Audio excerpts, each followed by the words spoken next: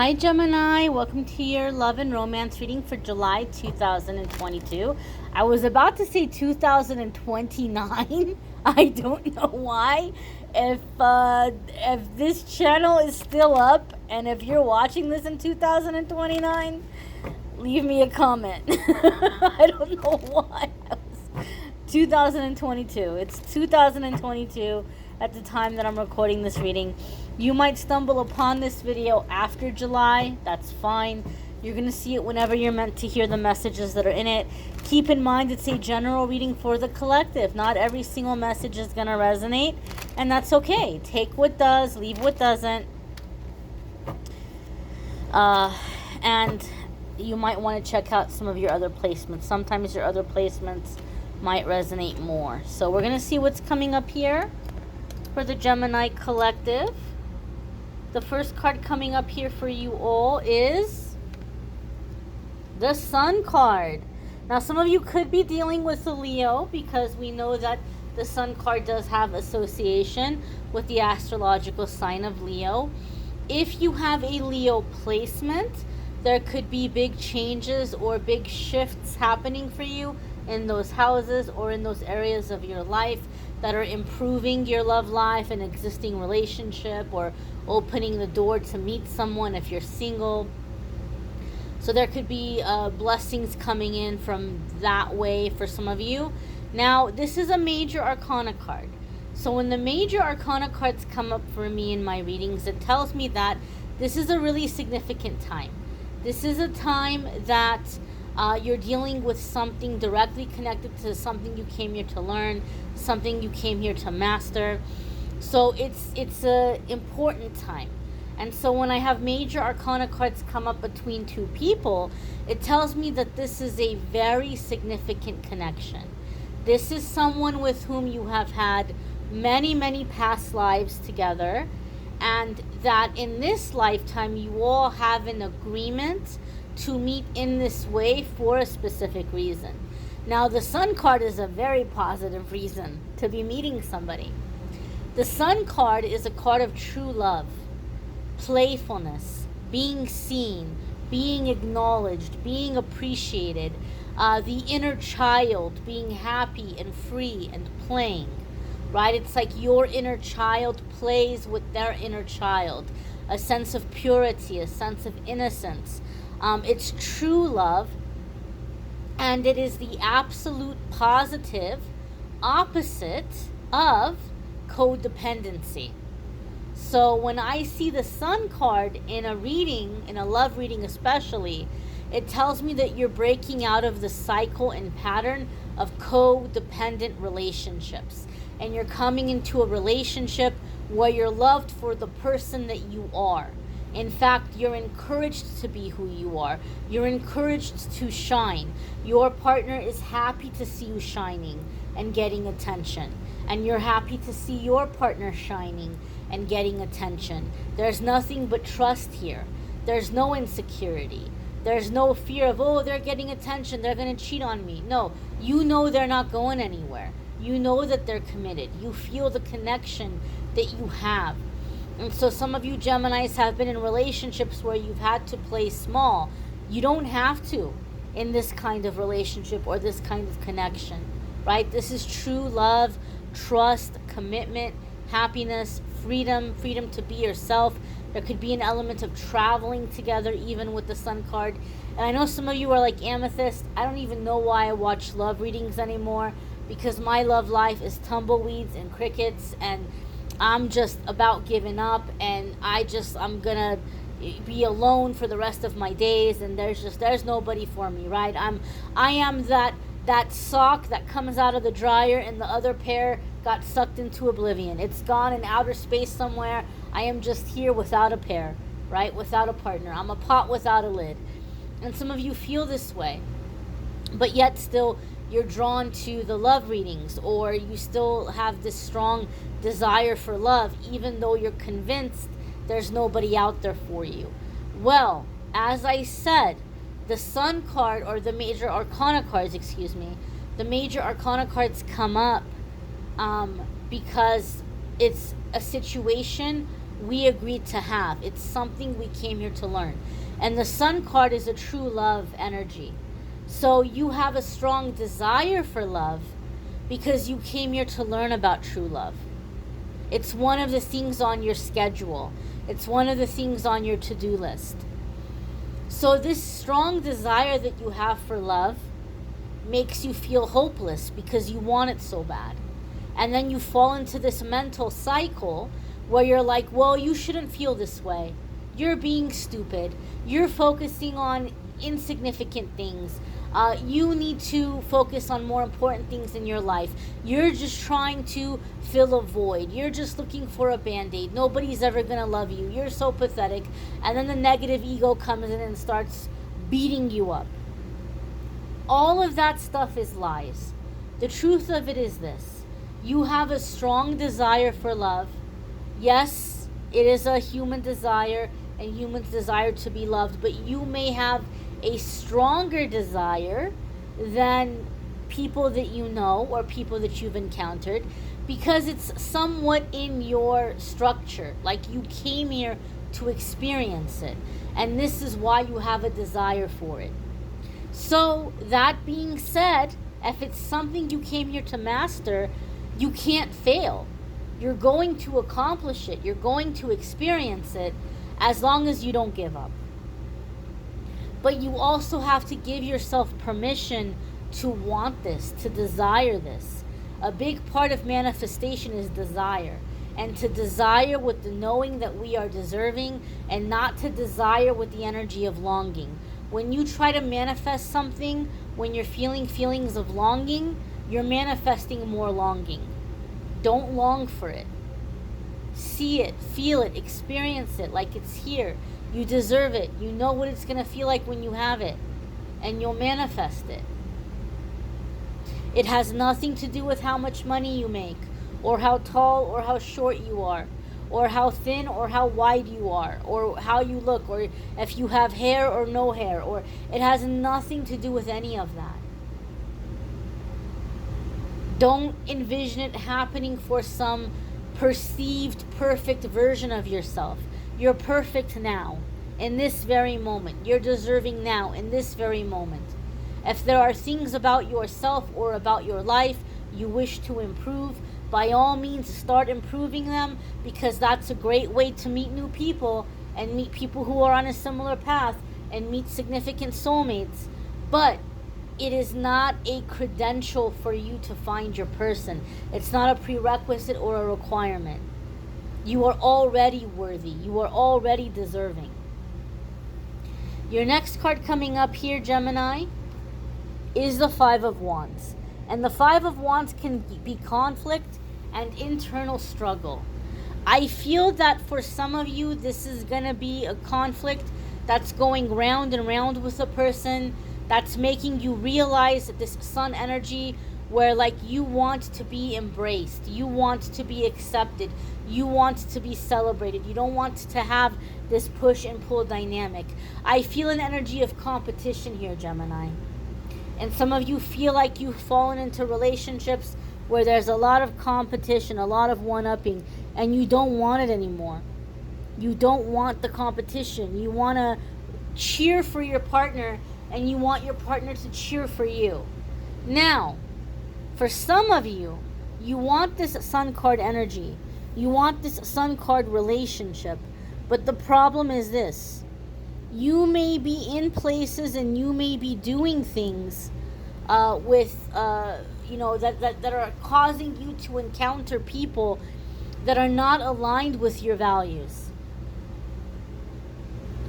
You may be around people that don't reflect who you are on a soul level. Okay? I know for me, when I started having my spiritual awakening, I was working in corporate law firms. And I'll tell you something right now. I'm not putting down lawyers. I'm not putting down attorneys or people that work in legal staff. But it is not a lovey-dovey, warm and fuzzy place. It just isn't.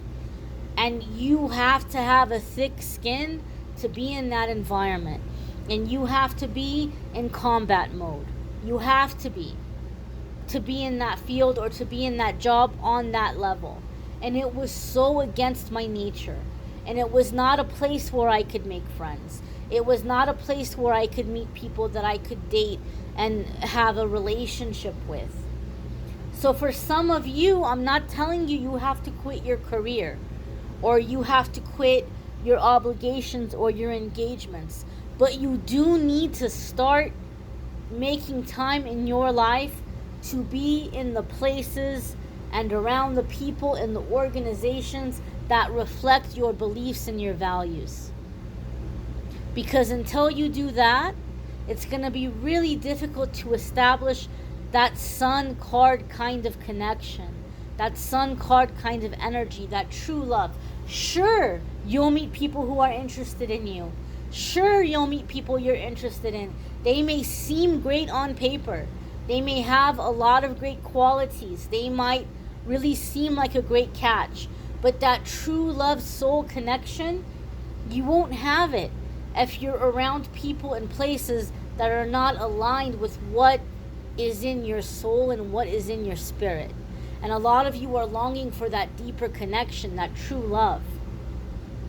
It's like, it's not enough that this is somebody who is attractive, or that this is somebody who has a good job, or this is somebody who makes good money. You're like, okay, yeah, all that is great, but do they love me? Do I love them? Some of you are just desiring this true love connection. The next card that's coming up here for Gemini is the Five of Swords. So as I said, your problem right now for some of you, you're not aligned.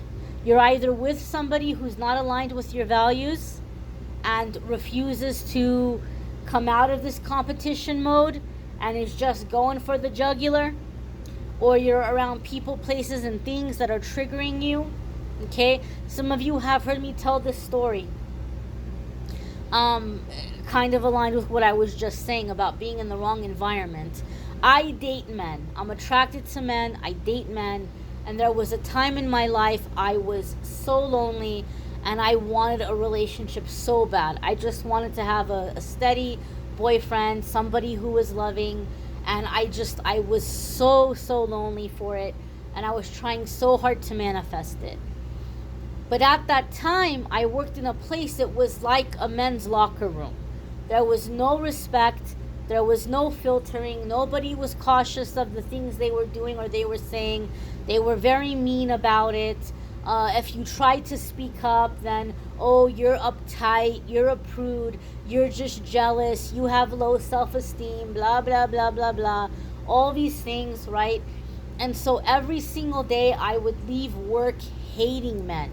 Absolutely hating men, because that environment was triggering things that I hadn't healed yet, and I was never going to heal them in that environment because it kept wounding me. And I was never going to manifest a relationship because I had the belief that all men were trash, all men are dogs, all men are terrible, and that's not the case, right? Even those men, if I was around those men today, I wouldn't be having a good time, but I wouldn't internalize it. I wouldn't let it make me feel bad about myself, and I would just understand, okay, this is how they are. This is, it wouldn't bother me the way that it bothered me then. But in that environment, in that situation, there was no way in the world that I was going to manifest a relationship because I was so triggered. I didn't believe that there were good guys out there. I didn't feel like it was just possible, right? Like I was so mistrusting. And so some of you might be in an energy or in a situation where it's making it really difficult for you to work on your relationship or manifest a relationship because you're around an environment that is triggering you. You're around an environment that keeps, poking at that wound and opening it up again. And so you need to find a way to remove yourself from this situation. Now, it can be tough. Maybe you really, truly are in this job and you can't leave it. you can't quit it. And you're looking for something else, but it's taking a while to find something else. Or maybe the thing that's triggering you is the people that you live with, and you can't afford to move out. And you're like, okay, great, Amethyst. Thanks a lot. That's wonderful. As soon as I get out of here, I'll find somebody, but how am I going to get out of here? This is the thing. If you do feel that you can't remove yourself from the situation, this too can be a gift. So what you can do is learn to set up energetic boundaries. You can learn to disconnect from the person or the situation energetically.